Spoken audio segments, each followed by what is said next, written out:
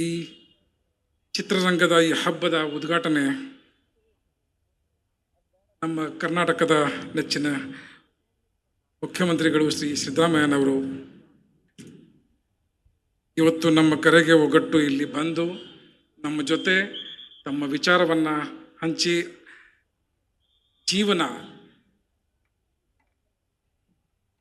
ಚಲನಚಿತ್ರದಲ್ಲಿ ಜೀವನ ಕಾಣಬೇಕು, ಬೇರೆ ಜೀವನ ನಾವು ಇಲ್ಲಿ ನಮಗೆ ನೋಡಲಿಕ್ಕೆ ಅನುಕೂಲ ಆಗಬೇಕು ಅಂತ ಒಂದು ಸಂದೇಶವನ್ನು ನಮಗೆ ಹೇಳಿ ಈ ಮಾರ್ಗದರ್ಶನ ಜೊತೆಗೆ ಈ ಸರ್ಕಾರ ಕೊನೆ ಹಂತದ ಮನುಷ್ಯನಕ್ಕೋಸ್ಕರ ಏನೇನು ಮಾಡ್ತಾ ಇದೆ ಅದನ್ನು ಹೇಳಿ ಈ ಕೊನೆ ಹಂತದ ಮನುಷ್ಯನ ಅಧಿಕಾರದಕ್ಕೋಸ್ಕರ ನಮ್ಮ ಸರ್ಕಾರ ಎಷ್ಟು ಪ್ರಯತ್ನ ಮಾಡ್ತಾ ಇದೆ ಅದು ಚಿತ್ರಣ ಕೊಟ್ಟು ನಮಗೆ ಎಲ್ಲರಿಗೆ ಒಂದು ಶಕ್ತಿಯಾಗಿ ಇಲ್ಲಿ ಬಂದಿದ್ದಕ್ಕಾಗಿ ಶ್ರೀ ಸಿದ್ದರಾಮಯ್ಯನವರು ನಮ್ಮ ಸರ್ಕಾರದ ಮಾನ್ಯ ಮುಖ್ಯಮಂತ್ರಿಗಳು ತಮಗೆ ಅನಂತ ಧನ್ಯವಾದಗಳು ಸರ್.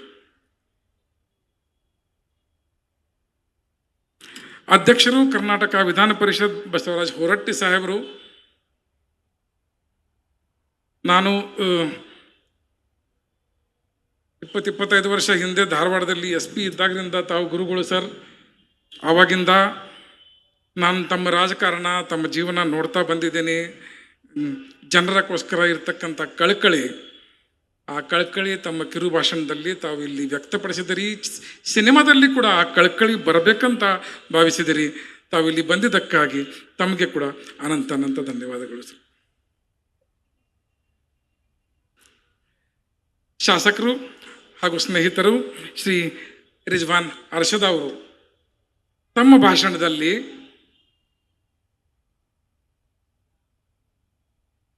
ಕೊನೆ ಮನುಷ್ಯನ ಅಧಿಕಾರಕ್ಕೋಸ್ಕರ ನಿಲುವು ತಗೊಂಡು ಯಾರು ಕೆಲಸ ಮಾಡಿದರೆ ನಮ್ಮ ಸಿದ್ದರಾಮಯ್ಯ ಸರ್ಕಾರ ಅಂತ ಒಂದು ಮಾತು ಜೋರಾಗಿ ಹೇಳಿದರೆ ಅತ್ಯಂತ ಸತ್ಯ, ಅತ್ಯಂತ ಭರವಸೆ ತಾವು ಕೊಟ್ಟಿದ್ದೀರಿ ತಮ್ಮ ಅಧ್ಯಕ್ಷೀಯ ಭಾಷಣದಲ್ಲಿ. ತಮಗೆ ಕೂಡ ಇಲ್ಲಿ ಬಂದಿದ್ದಕ್ಕಾಗಿ ಅನಂತ ಧನ್ಯವಾದಗಳು. ಸರ್ಕಾರದ ಮುಖ್ಯ ಕಾರ್ಯದರ್ಶಿ ಡಾಕ್ಟರ್ ಶಾಲಿನಿ ರಜನೀಶ್ ಅವರು ಇವತ್ತು ನಮ್ಮ ಆಡಳಿತದ ಪ್ರತಿನಿಧಿ ಆಗಿ ಇಲ್ಲಿ ತಾವು ಬಂದಿದ್ದೀರಿ ಮೇಡಮ್. ಕರ್ನಾಟಕ ವಾರ್ತಾ ಇಲಾಖೆ ಹಾಗೂ ಚಲನಚಿತ್ರ ಅಕಾಡೆಮಿ ಅವರ ಪರವಾಗಿ ತಮಗೆ ಕೂಡ ಅನಂತ ಧನ್ಯವಾದಗಳು. ಶ್ರೀ M. ನರಸಿಂಹಲು,